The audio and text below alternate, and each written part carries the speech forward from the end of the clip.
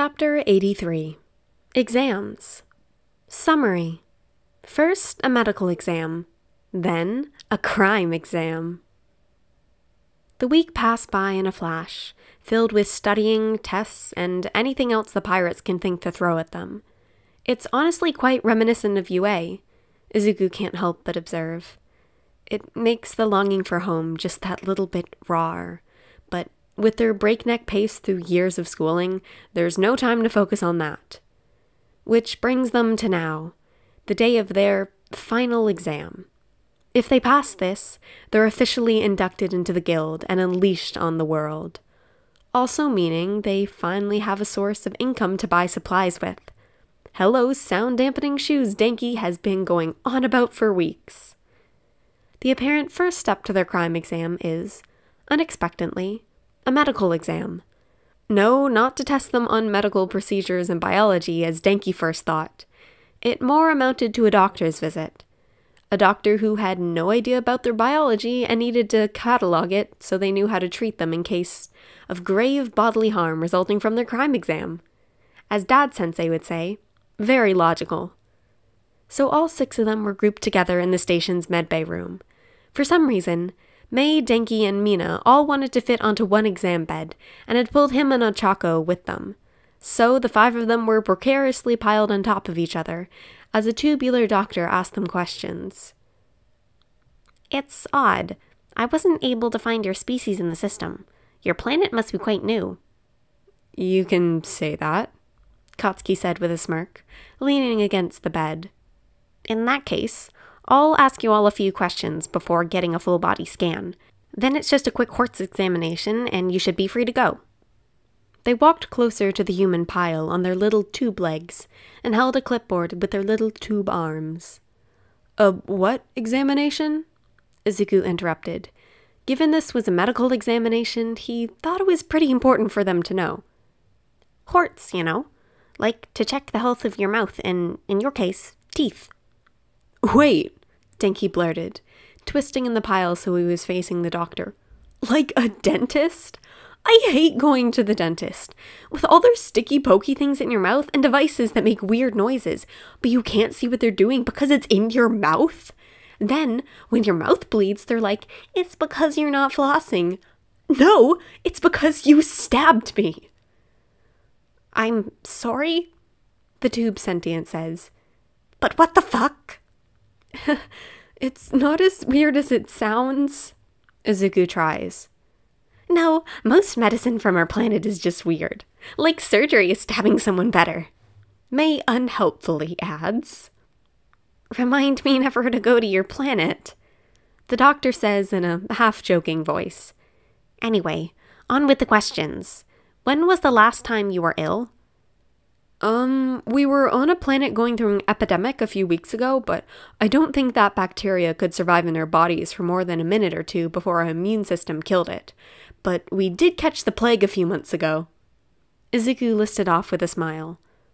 The doctor looked at them for a long while, with a mile-long stare before saying, "Oh boy." Okay, let me just make sure I have this correct. You, the doctor says, pointing at Mina, have little bits of your teeth replaced with metal because they started decaying in your mouth. Mina blushed a little, but the doctor continued, turning to Ochako. You're saying that members of your species can be hit by multi-ton vehicles going at speeds faster than any biological creature and walk away without a scratch, while those same people can trip and fall the wrong way and never wake up? She just whispered about how Grandpa was a legend. He moved on to Katsuki. You eat capsaicin for fun. The tube doctor shuddered at Katsuki's sharp grin. He spun around to Denki. You've broken multiple bones in your body, and they've just gotten fully better if you left them still long enough? Denki looked up from his spot on Izuku's lap and mouthed, It's because I don't turn mine to dust. And you, he said, focusing on Izuku, had an organ removed because it, and I quote, thought it'd be fun to self-destruct. Izuku nodded at that. Stupid appendix. The room was bathed in complete silence for a full minute, the doctor staring at them. Then he just turned around and left. Izuku blinked and looked up at the others on the bed, who looked back at him with mirrored looks of confusion. Then a Yeti-looking sentient walked in. I'm the doctor in training, and Mr. Bibelin asked me to finish your scans. The white ball of fluff nervously said. Sounds good. Ochako smiled sweetly. Do you, know why the doctor was muttering expletives under his breath and threatening to jump out of the airlock? Those scans you're talking about show, our bones and organs and stuff? Denki asked. Well, it's quite a bit more complicated than that, but yes. The electric blonde grinned. Then I'm sure you'll find out soon enough. After successfully traumatizing the medical staff aboard the station, they were ready for their final exam. Ochako couldn't be more pumped. Just a week of crime school and she was already ready to put what she'd learned into action. And oh boy, did she learn a lot. Her favorite of their 8 teachers had to be Kole. Why? Because all of the heists the golden-haired alien had done. Even before she joined the pirates and her crew, Kole had been a prolific thief, pulling off many high-profile heists.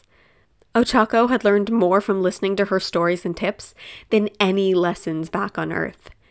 Maybe that dream heist of hers wasn't so much of a dream after all. But that was for the future. Right now, they were rescuing a princess. No, really. That was their exam. Save a legitimate princess from a group of dragon-like aliens that had kidnapped her for ransom.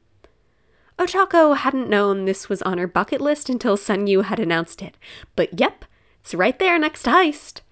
It felt more out of a fairy tale than this sci-fi mess they'd stumbled into. Safe to say, she was excited. Not only to test out all that she'd learned, but to show the people who'd been teaching her family what they could really do, all while saving someone. It put a little bounce in Ochako's step as they walked through the base's hallways towards the ship that was taking them to this fantasy quest. All 14 of them traveled down the metal halls, metallic echoes providing them a backing track. They arrived at the hangar. In front of them, resting a ship much bigger than the Kiro. The thing towers over them, at least 3 times the size of their ship, and much more ovular in shape. Its hull is decorated with dents and battle scars, marring its army green paint. Ah, yes, the thing she wasn't over the moon about was taking their mentor's ship, because that meant they had to leave theirs behind. It wasn't like being apart from their ship on planet. They had the Roombas to make sure it was still there when they got back. This was them flying hours away from their ship, where the only way to get back was, yep, a ship. Without one, they'd have no way back to their home away from home. Their poor plants would all die without them. Anything could happen. It's literally space, one of the most dangerous environments known to mankind. So many things can go wrong. Despite theming her costume around an astronaut suit, she hadn't exactly been flinging herself into the cosmos. She felt safe enough on their own ship, but that's because she trusted and knew the people who built it. What if their mentor ship imploded or something? With anything Mei builds, the only thing they really have to worry about is it exploding, and it's been long enough that she was mostly sure that wouldn't happen. But this? She's not exactly eager. Anxious would be more along the right lines. Even so, she's a hero student. She picked a job where she knew she could die at any time, so what's a little crushing vacuum of space? It was always going to be a risk given them temporarily living in space. It's just one of those risks she has to learn to accept. Like how, even though people die in car crashes every day, people still drive because it's a necessity. Sunyu digs something out of their pocket. A strong-looking string following it out, keeping it tethered to their person. I'd like you all to meet my pride and joy, Sharon. Why Sharon? Izuku asked. Nula, the lizard-like stealth expert of the group, groans, scaled purple hands coming to rest on the back of his neck. Don't say it. Because Sharon is Karen.